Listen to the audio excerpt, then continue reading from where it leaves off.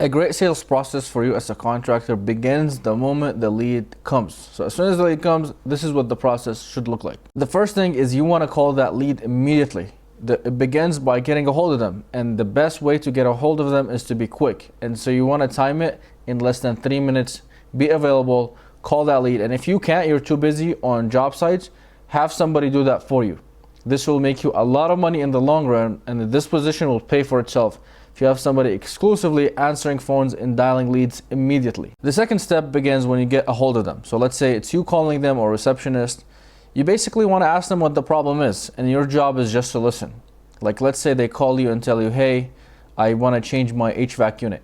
Just talk to them and listen to them, and they'll tell you how old the unit is, what kind of problems it's been causing in their homes, how has that affected them at the home, and just get them to start opening up and talking. And then you just repeat whatever they told you. So you could say, oh, so you basically have a 20-year-old unit, and the unit does not really cool efficiently. It's too hot in the summer, it's too cold in the winter, and you want something that will control the temperature. Does that sound right? And so then they'll be like, oh my God, this guy truly gets me. Then you tell them, well, when are you available? We'll come into your home and take a look at your system or your roof or whatever it is that you're selling, and really give you the best recommendation based on what works for you and for your home. And then step 3 is when you go to the appointment. I mean, you want to confirm that the appointment is actually going to happen on the day off. You call them, you're like, hey, we're going to be on our way in an hour or 2. Are you still available for that time? Just make sure to confirm it before you actually go. Then once you go, you're going to follow the same process you did on the discovery call, like when you called them to book the appointment. You're just going to want to listen, have them tell you about why they want to renovate their backyard, who comes and visits them, why is that important to them, how long have they been thinking about it, what has held them back from doing it. Just sit down and listen. You just want to listen. The more they tell you, the more stuff you have to work with. So you're not showing up just to measure and give prices.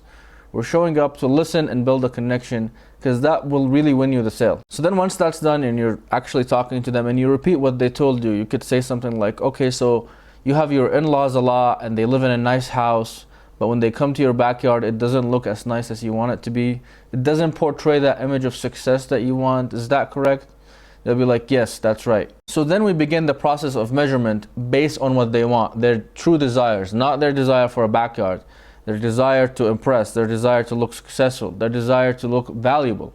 So then you measure, you do all that. If you can, give pricing on the spot, because you want to sit down at the kitchen table and go over the estimate and pricing and close on the spot.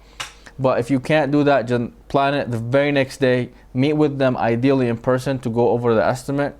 And so you could actually sit down at the kitchen table and have that conversation with them, especially if you're sitting down and selling something 50, 70K plus.